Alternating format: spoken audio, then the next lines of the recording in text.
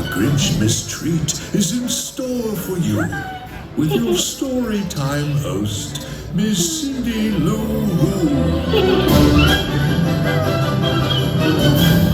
Hello, my Who friends, the big and the small. I'm Cindy Lou Who, only 5 feet tall. Let's read a story quite known to you about a guy whose heart never quite grew. Come sit very close, we'll all have fun. Now, does anybody know the name of the mean old one? What is it? The Grinch, that's right, very good. Well, this is my favorite book to read to my class at school. It's called How the Grinch Stole Christmas by Dr. Seuss. Every Who down in Whoville liked Christmas a lot, but the Grinch, who lived just north of Whoville, did not. He hated Christmas the whole Christmas season.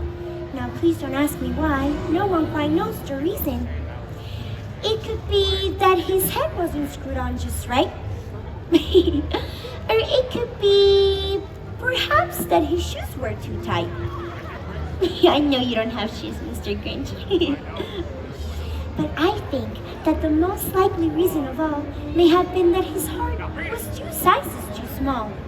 For he knew that every Who down beneath was busy now, hanging a mistletoe wreath. And they're hanging their stockings, he snarled with a sneer. Tomorrow is Christmas, it's practically here. Then he growled, with his Grinch fingers nervously drumming. I must find some way to stop Christmas from coming. Then he got an idea. An awful idea, Mr. Grinch. The Grinch got a wonderful, awful idea. I know just what to do. Then the Grinch laughed in his throat. Then he made a quick Santa Claus hat and a coat. And he chuckled and chuckled. What a great Grinchy trick. With this hat and this coat, I look just like Saint Nick. All I need is a reindeer.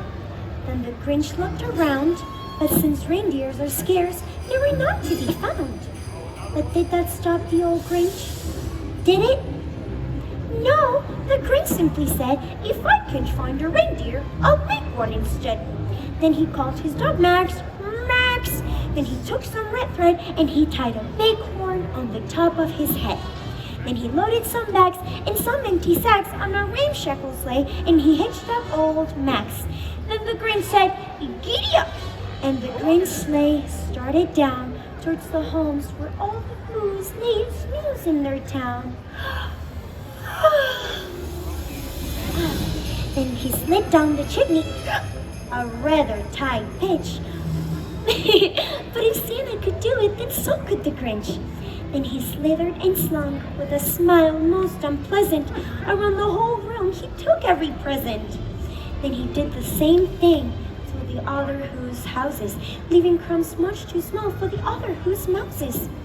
It was 1:15 all the Who's still in bed, all the Who's still snooze when he packed up his sled. 3,000 feet up to the side of Mount Crumpet. He rode his sled to the tip-top to dump it. They're just waking up. I know just what they'll do. Their mouths will hang open a minute or two. Then all the Who's down in Whoville will all cry, boo-hoo. You're so mean, Mr. Grinch. I don't like that. That's a noise, grinned the Grinch, that I simply must hear.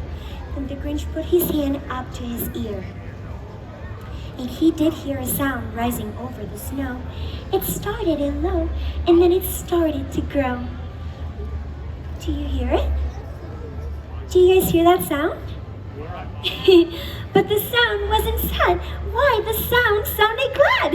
It couldn't be so, but it was very glad. Every Who down in Whoville, the big and the small, was singing without any presents at all. He hadn't stopped Christmas from coming. It came. Somehow or other, it came just the same. It came without ribbons. It came without tags. It came without packages, boxes, or bags. Then he puzzled and puzzled till his puzzler was sore.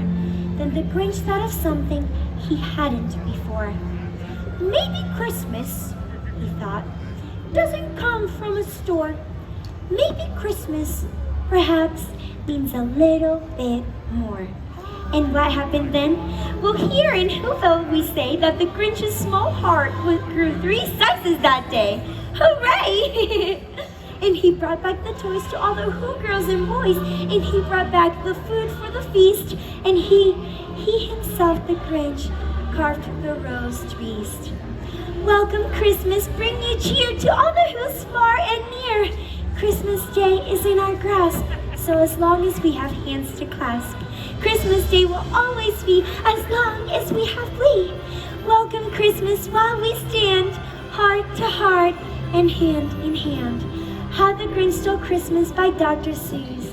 The end.